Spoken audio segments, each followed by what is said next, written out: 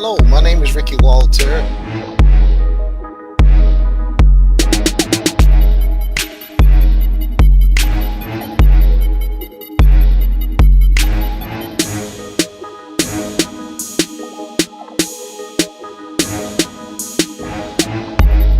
Here we go again. Welcome to the Ricky Walter Show. I'm live and in action. Thank you again for joining me tonight. Thank you for the response we had on last night. We are here providing a format or a forum for us to discuss issues regarding mental health. And there's a lot of challenges out there regarding mental and I want to see, I hope I've got, can you hear me? I hope you can. Thank you again for joining me, and I hope you will get out of this journey as much as I get from coming to you every the last night and tonight. So I want to welcome you to the show, and thank you for chiming in. I hope you would share this live broadcast and with your friends on your Facebook pages. And let's get into the discussions we can regarding the issues that a lot of people are faced with regarding mental health. Tonight is Friday night. This is February the 1st. So this is the kickoff, not just for tonight, but for Black History Month. We celebrate the contributions and the historical significance of African Americans in America, and many of them have made significant contributions to our America and our world, and so I want to shout that out. And I would like to also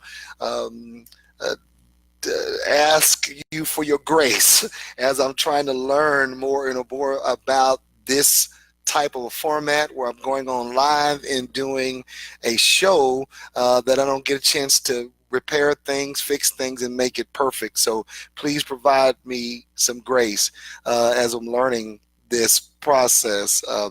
Yesterday, funny, I didn't know that people were submitting questions or how to see the questions until I pretty much got close to the end of the show.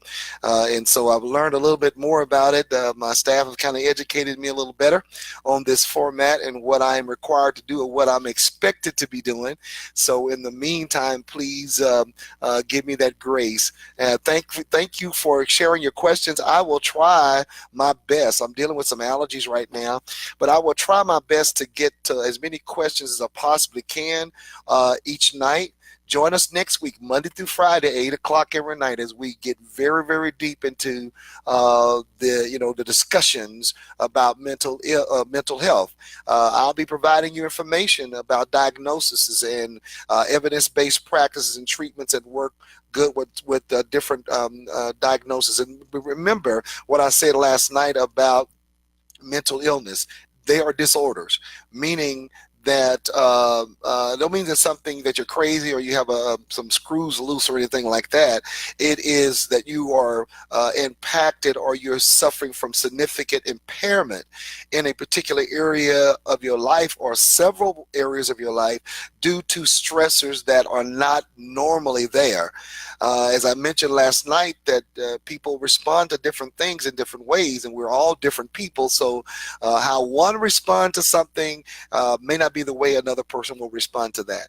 So that being said, I want you to be very, very careful and very respectful of people as they chime in, as they make comments, as they ask questions, and let's just do that. Let's help each other out. Let's be respectful to each other and considerate of where people are. A lot of people are hurting today.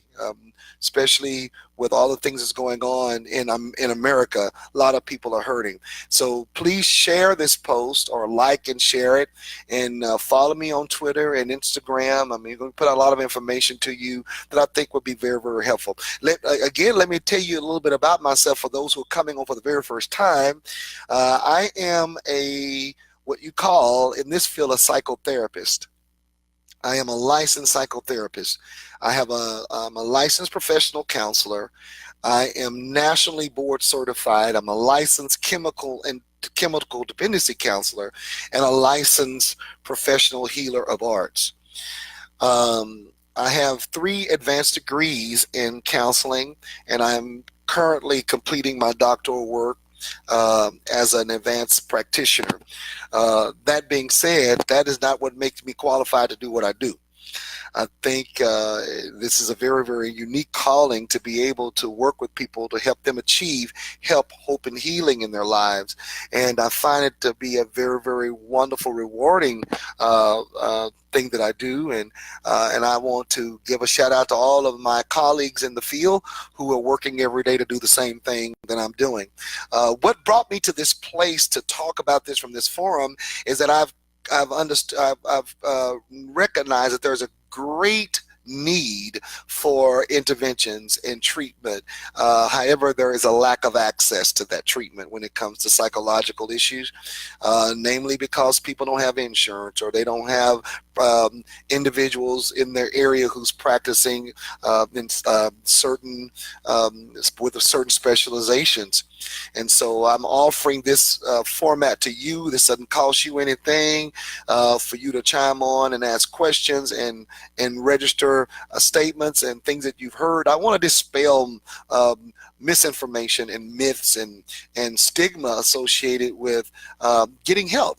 And because we all at times have things that come across in our lives that impact us in a certain way.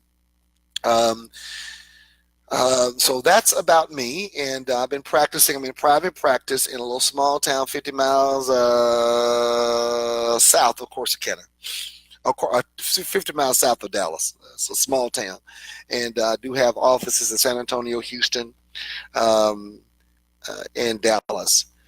Please forgive me. I'm dealing with these allergies. I mean, the weather is just, I don't know. It's cold one day, hot the next day.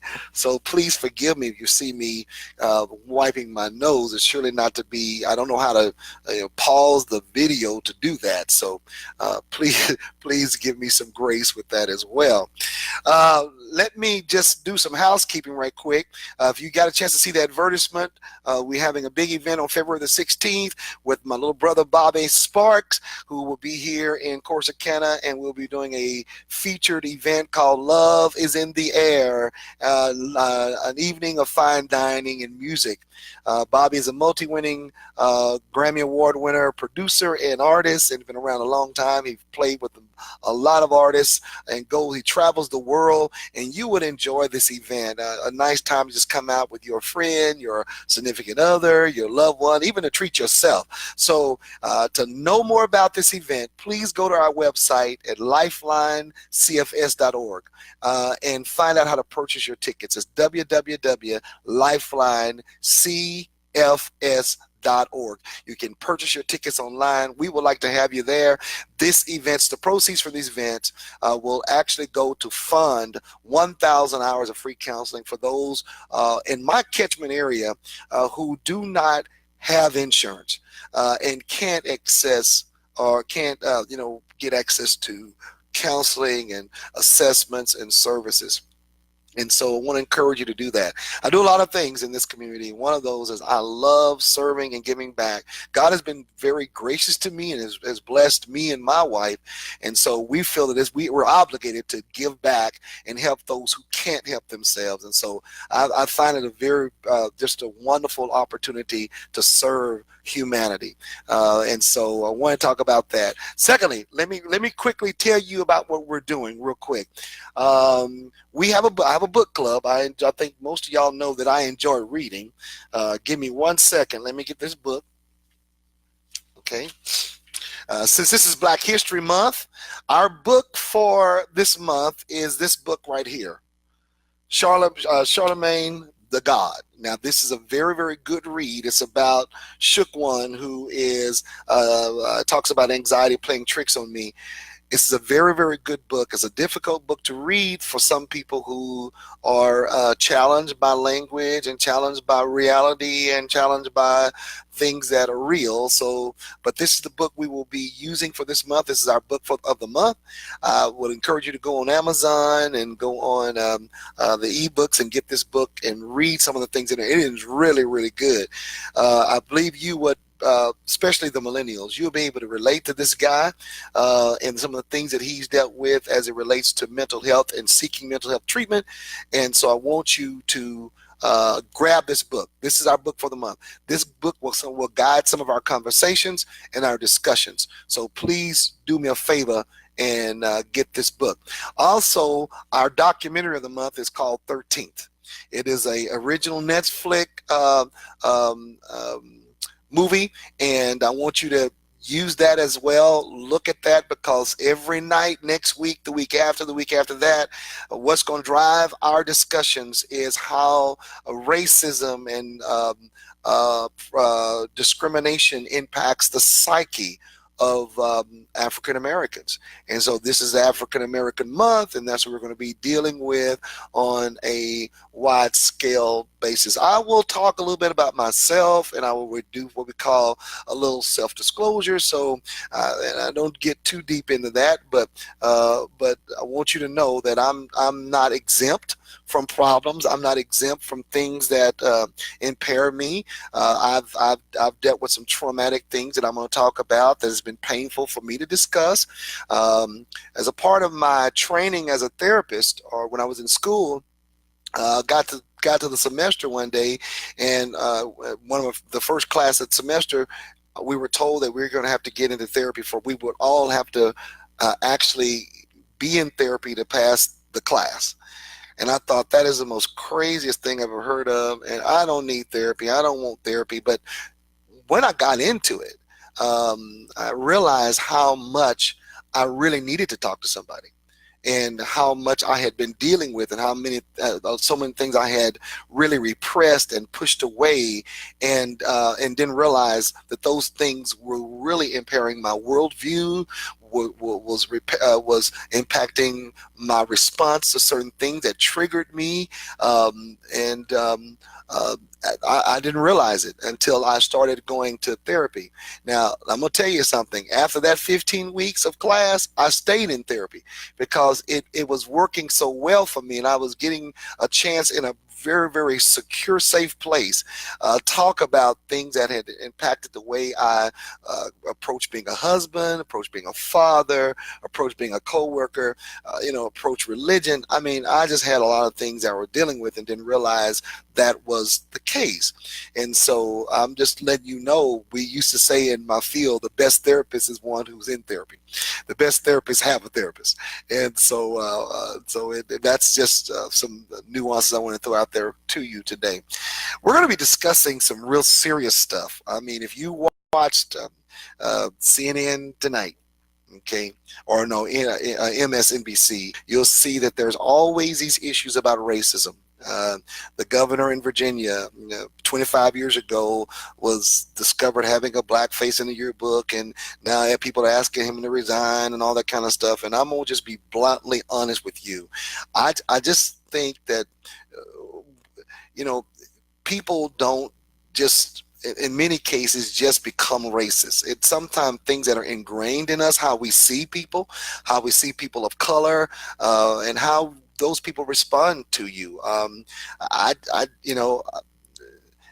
Well, I'll just tell you, I grew up in an environment, for a big part of my life was in a predominantly white community, the predominantly white school, and there was a lot of things that I was traumatized by that, by the way some of the teachers that did things, and some things they said to me, some ways they acted. I dealt with anxiety based on the fear mongering. Sometimes things happened in my neighborhood that made me terrified. I mean, holding those things back from my parents was to make them. I didn't want my parents to feel like achieving something meant that we weren't appreciative of it. My parents worked hard to get where we were able to go. And my dad worked for General Motors for years. He went to school. He got a bachelor's and a master's degree and started climbing the ladder. And a part of that process of climbing the ladder meant that we were able to move to a better neighborhood.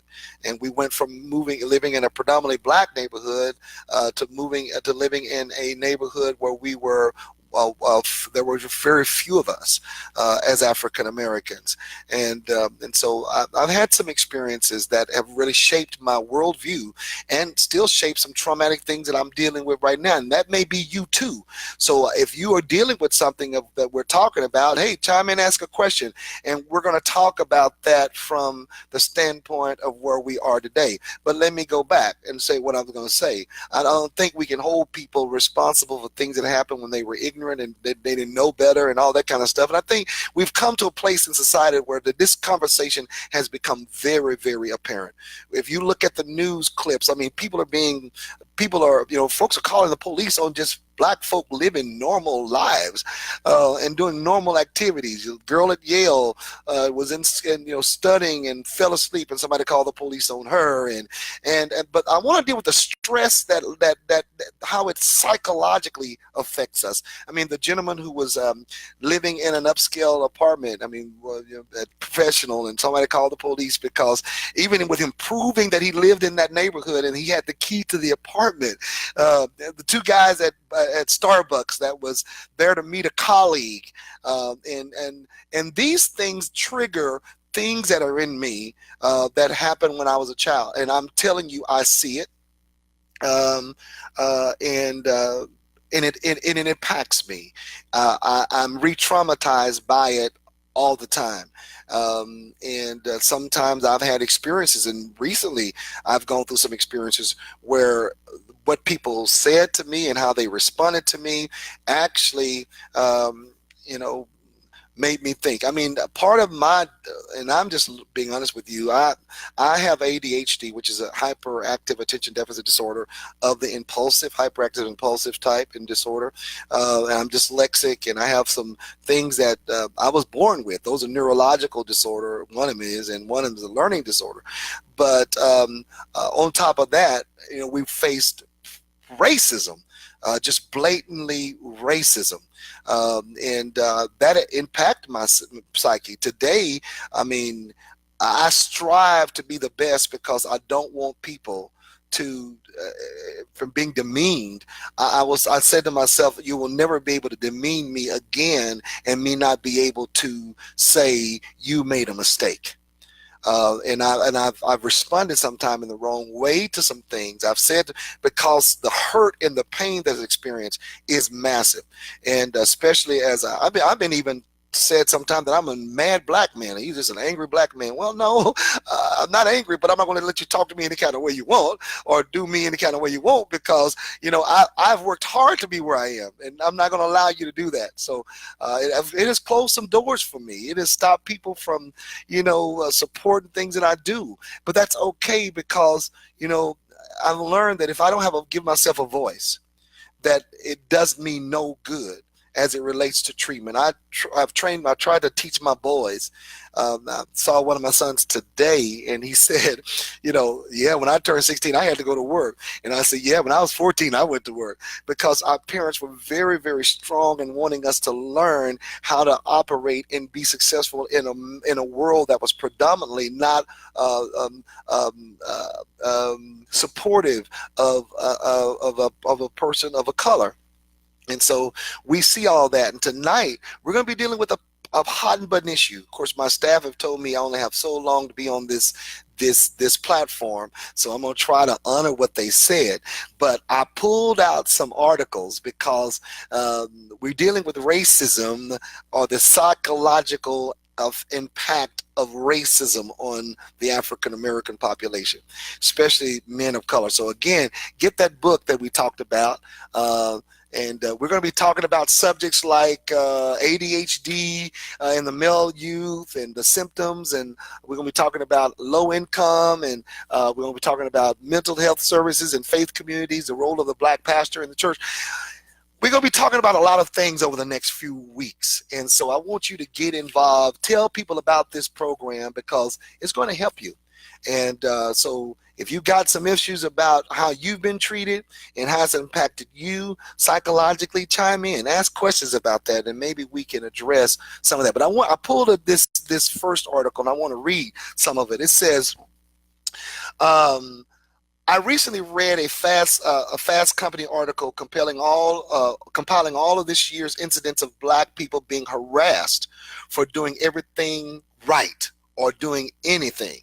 The incidents were filmed, and the person, usually white, is given an internet nickname and shamed on social media. Racial profiling is a sad reality for black people and other people of color living in the United States.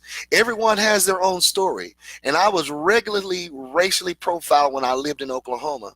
And when I was driving the junkest of a car, one time I was pulled over in my own driveway. The cop told me I had made a bad lane turn 3 blocks away.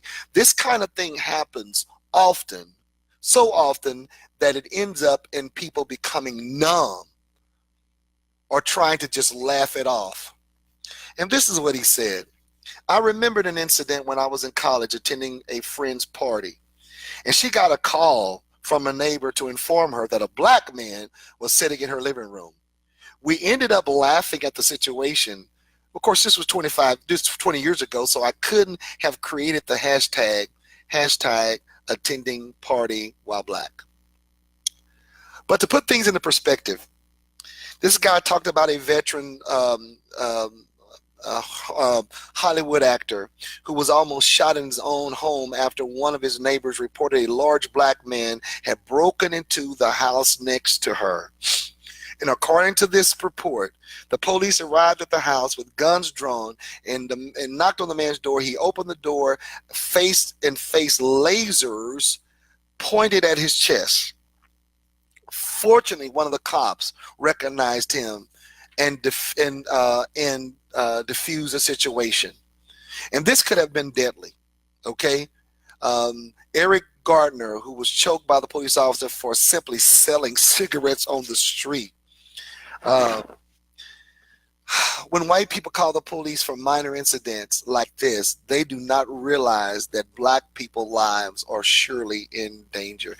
This guy's name is Manny Atico, and boy, I mean, I was like, wow, that's powerful, isn't it? Here's another article written by Leslie Young. It's a traumatic moment, how everyday racism can impact mental, physical health. Wow. She said, we try to move on and we're taught to rise above it, but it is a deeply personal and deeply hurtful moment. People who experience a moment of racism have to put it away in a box. She said the next time they experience something similar, they may not just react to the single comment or the single action, but all of the other ones they have already experienced throughout their lifetime, yet had to put it in a box. And it seems that racialized persons is having a very disproportionate reaction to those comments. But that person is reacting to not just what happened that day, but all the compounded impact of racism over a lifetime. And, there has been research that goes back 20 years that says that there is definite mental illness and stressors associated with discrimination and racism. Wow. Thank you, Neil. You're right. It's because of ignorance that people are doing this, but it's, the reality is it's a major stressor for people who are constantly existing in a society where they are getting these constant messages that they're not good enough. And their stress makes them more their mental condition worse. It does. It worsens that. Repeated traumatic interaction can result in reduced self-esteem, internalized hatred, according to the blog post of the American Psychiatry Association. You start to believe that if everybody else think I'm a little bit less than, maybe it's true. That's what this person said. And I got to tell you this. This lady is a practicing psychologist. She says she sees people come in with depression, and in some cases symptoms of post-traumatic stress disorder as a result of racial interaction in the job, in the neighborhood, in restaurants, in academic settings. Some people get stressed because they feel like they can't keep trying to fight the system and just give up. Some people might also deal with stress by resorting to drugs and alcohol as a coping mechanism. Wow. Structured racism might make someone more likely to experience discrimination in the job market and the neighborhood with few resources, but yet heavy police presence. It by itself can be have a negative outcome. Well, boy, that's another article. You see what I'm talking about? It goes on and on. Listen to this one. This is by Jenna Wortham. And she says, a brief yet still long list: Trayvon Martin, Tamir Rice, Walter Scott, Eric Gardner, Renisha McBride. She stops there. She says, I've had numerous conversations, and this lady right here is a professor, a college professor at the University of Louisville. And so I won't give you her name, but this is what she says. I've had numerous conversations with friends and colleagues who are stressed out by the recent string of events. Our anxiety and fear is palpable. A few days ago, a friend sent me a text message that read, I am honestly terrified this will happen to us or someone we know. Are you listening to me, folks? Now, you got to hear this, because this is not about me trying to, make anybody feel any. I don't want people of color to feel like you are better, or you at a place where you can, you just demean white people. I don't want white people feeling like they demean black people. This is our reality as African Americans. These are professional people who are writing these blogs and these up-eds. Look what this lady said. She says, Twitter, she says, I've seen several ad hoc databases of clinics and counselors cropping up to help struggling African Americans cope, worn down by the barrage of reports of black deaths and police brutality. And she said, I've been even invited to small gatherings of groups to discuss these events. She said, a handful of my friends recently took off from Monaco for a few months with the explicit goal of escaping the psychic weight of life in America. Wow. That's powerful, isn't it?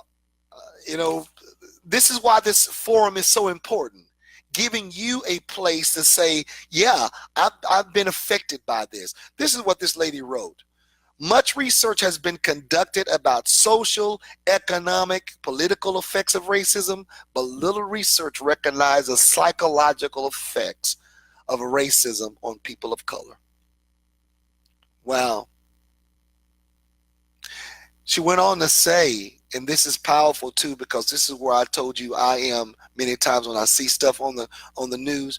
Although much of Williams' work focused on individuals who have been directly targeted by racial discrimination and aggression, she says racial-based stress reaction can be triggered simply by looking or viewing the events and experience vicariously those things from a third party. As I told you, sometimes when I see things on TV, it triggers the emotion of things that I had to deal with.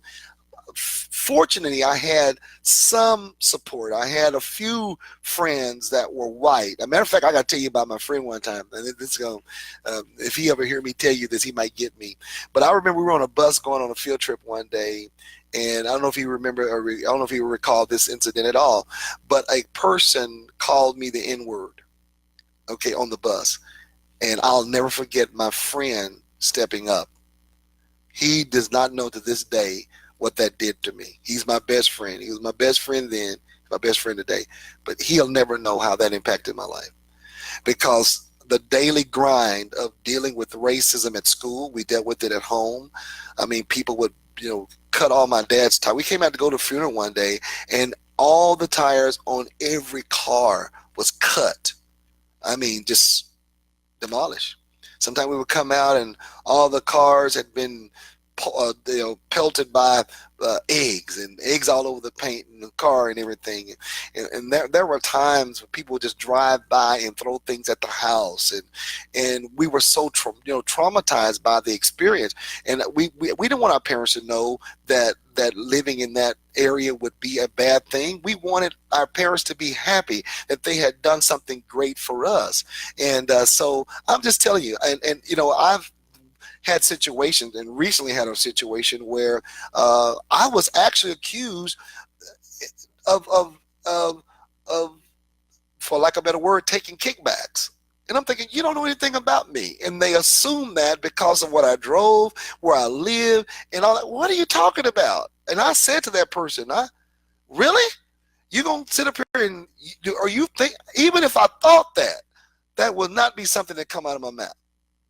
So, I mean, and and though that really triggers my worldview of things. I mean, it really triggers. Oh, Danny is on here. He said, man, what? See, I'm learning how to focus this thing. He's my best friend. We've been best friends for years. And so, hey, thank you for sharing that, Danny. I didn't know you were on here, but look at there. See, I'm learning a whole lot. This is a very tough conversation. And so it's but it's historical in nature because, I mean, Black History Month was actually instituted back in 1926, I think, as a week. And then in 1976, they made it into a whole month.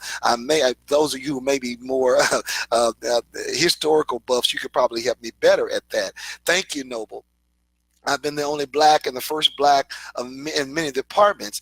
And she says, I've been with of open doors and trained guys that were promoted over me. And I'm sure, Noble, that made you feel less than. And nobody understands that. I mean, it's like, and oftentimes, we go home and we suffer with that in silence. And yet we have to smile. We have to keep going as if it haven't really impacted our lives. But it does. It literally impact our lives. I can share this with you, and I'm not trying to be offensive to anybody, but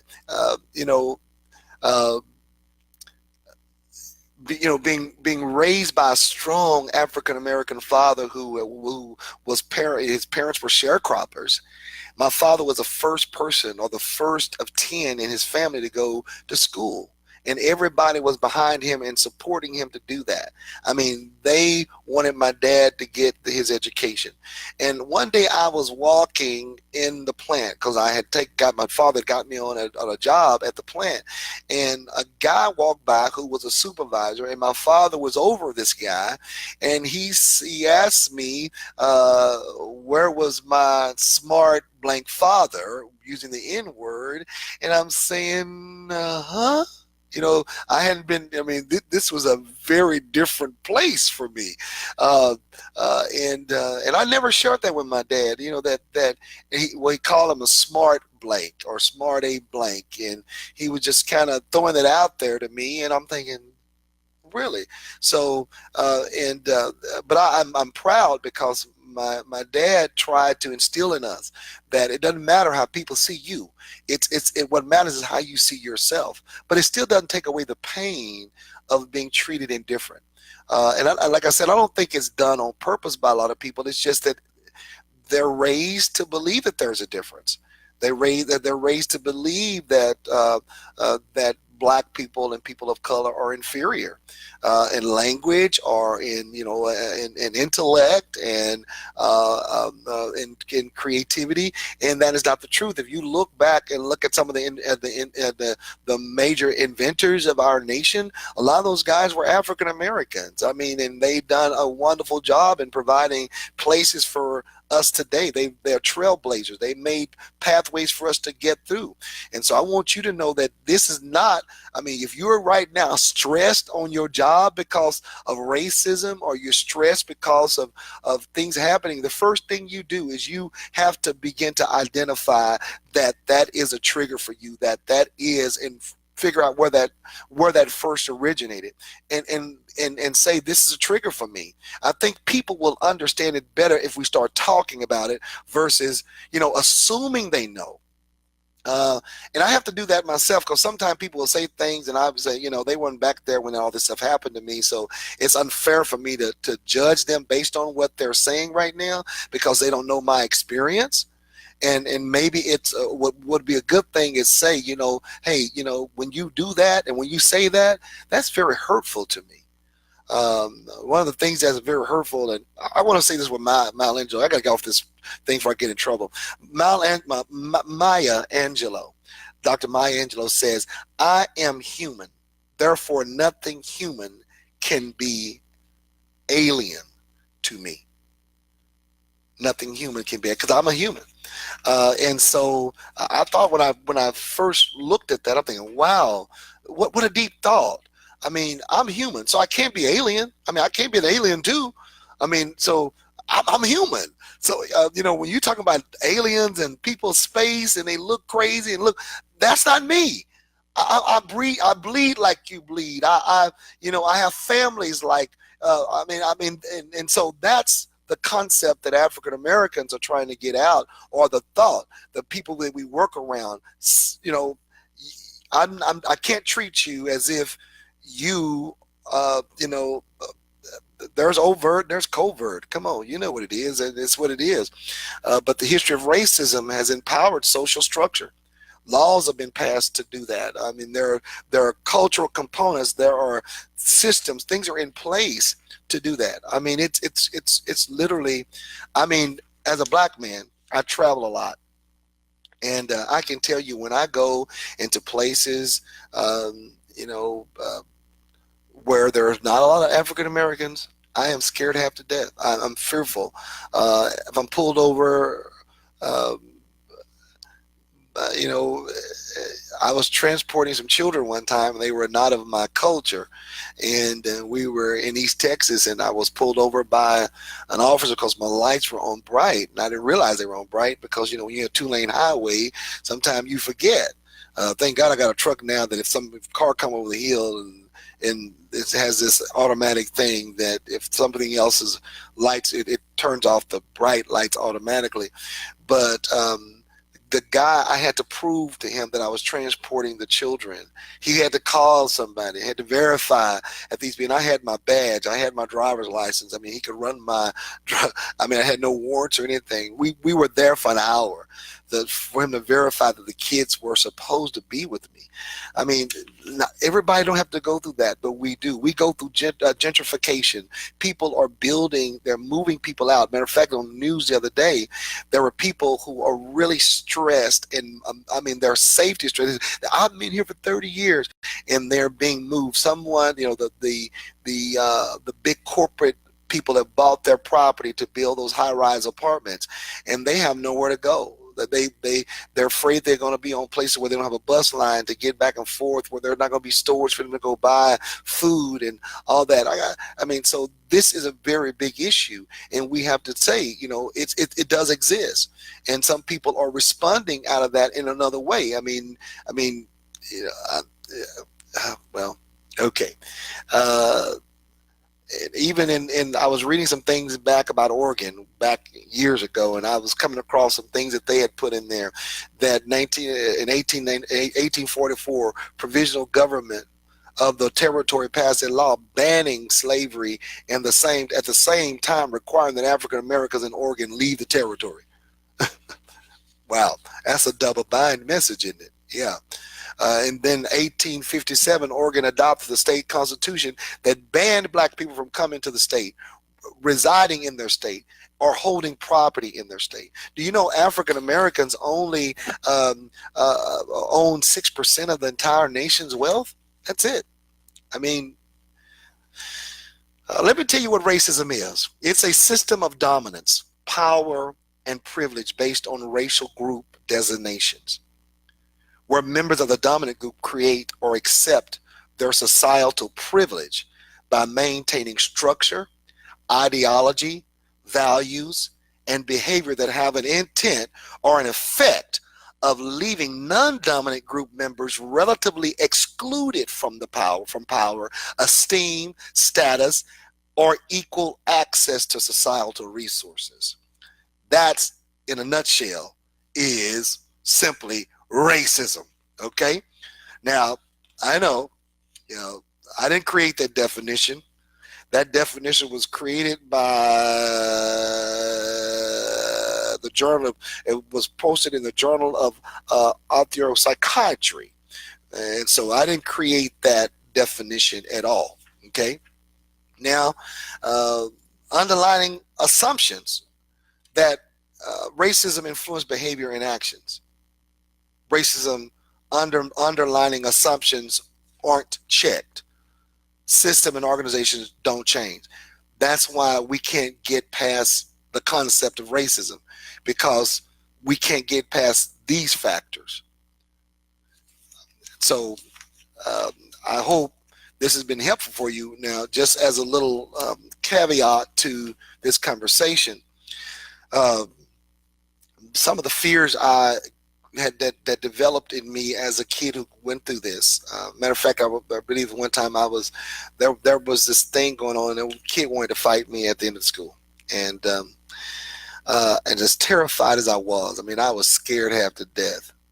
And all the kids passing around the information, there's going to be this big fight at school, and this tough guy was going to fight me. I knew I had to be strong, and I had to stand up, and I had to fight, and I wasn't a fighter. I wasn't a fighter. I had never really, I'm 55 years old, and I've never had a physical altercation. And I was going to have to fight. I really was going to have to fight. Either I fight or I die. That was in my mind. I mean, that's as a kid. Who would, at a child, at an early teenager, thinking, I either fight or I'm going to die. Life for a person in that type of place really caused significant trauma. And I was there. That's what I was dealing with. And to this day, there are places I will not go. There are things, you know, it took me 30 years. My best friend can tell you this. It took me 30 years to return back to my high school I graduated from, to go to a class reunion. It took me 30 years. Took me a long time, because I had to heal from a whole lot of different stuff. One of my teachers actually said to a kid that was in my class, and there was only 2 or 3 of us in the class that day, and we were doing the Canterbury Tales or something. And I asked her a question because I didn't understand what all the things they were asking, what she was asking me to do. And she told the kid that was sitting next to me while she went out and took a smoke break, help him. You go over and let him help you. On the way out the door, she mentioned to another teacher, where do these dumb blank kids come from? She didn't realize I heard the statement, and it impacted my success in academics at that time. Really, I didn't think I could learn anything. I mean, I just shut down. I literally shut down. So getting education now to me is important. It validates my value. I mean, I refuse to make less than an A. I mean, I literally will not make a B or C.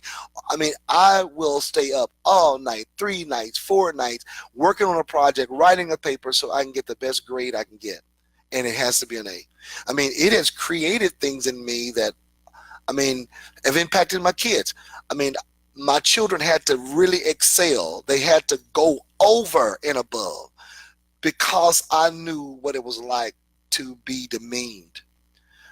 It was a very hard place. I mean, I had teachers who would know I didn't know the answer. If my hand is up, I know the answer. They never would call on me if my hand was up. It was when my hand was down. They said, well, Ricky, what's the answer? I'm thinking, okay, I don't know, but by then I'm embarrassed. By then I'm shamed. So I went through all of that, and I'm saying that to say this. This month we realize that there is such division in America, and it's been perpetuated by people on just, I mean, it's crazy. It's literally crazy. But but humanity has to step up and say, we're going to have to reach out and help people heal. I quit a job because the people over me, I was almost like a slave master. The job I had was enforcing rules and demeaning people of my color, evicting people out of apartments who had nowhere to go. When I found myself acting just like those who were over me, I said, I can't do this anymore. I can't do it. I can't treat these people as if they're less than human. I go to the prison. I've been doing it for 5 years. I started going there as a part of a internship, and I haven't stopped. I've been doing it for about 5 years now, and I keep going back because I've watched how those in the prison are treated. They are demeaned, dehumanized. They are not just, they are nobody. They are just literally nobody. And I said to myself, if I can some worth to their lives, um, I'm going to keep going. Uh, and so that's the amazing thing. I tell them all the time, you give more to me. I get more from you than I probably give to you. Just because I don't know if I could last or survive under such demeaning actions and behaviors. And so that's why I keep going back. But I'm glad you joined me tonight on this particular forum. And we're going to continue to talk about things of this nature. Thank you, Shauna. This is what I went through as a kid. So I'm very, very, mindful of that. And I'm mindful of how I treat other people. But you can only imagine that in our society today, um, people who have dealt with that, how they're compensating now for it. Uh, and my wife says I'm a workaholic. I mean, I work from sun up to sundown, and I'm working on myself. So it's not just you. I'm working on myself. I'm needing to learn how to balance that. That no, because I make a B, don't mean I'm a failure. But the things that I've experienced in my life make me feel. I mean, that's just how I do it. I mean, it's just that's the way it is, and I'm working on that. And it takes a long time for people to heal. It takes a long time for people to come to a place because healing, help healing. When you healing is like pulling an onion or peeling an onion. I mean, you peel layer after layer after layer, and that's what therapy is about. And sometimes people come in therapy, they're there for a long time because it takes a long time to get to that place of where they're functioning in a normal setting, where they're not being, where it's not impairing their thoughts. And so I tell people all the time, you don't know what people have gone through. You don't know what people had to deal with. So by all means, show some humanity, show some kindness and respect, and some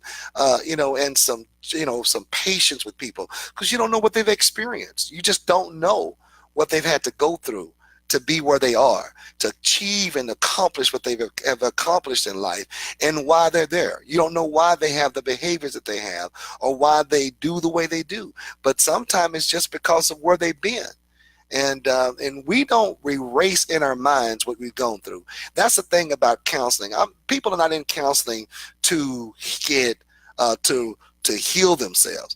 We learn to manage whatever the disorder is. So if I'm dealing with depression, oftentimes depression comes and goes. Okay, sometimes it's there more present, then times it's not there but it's still there.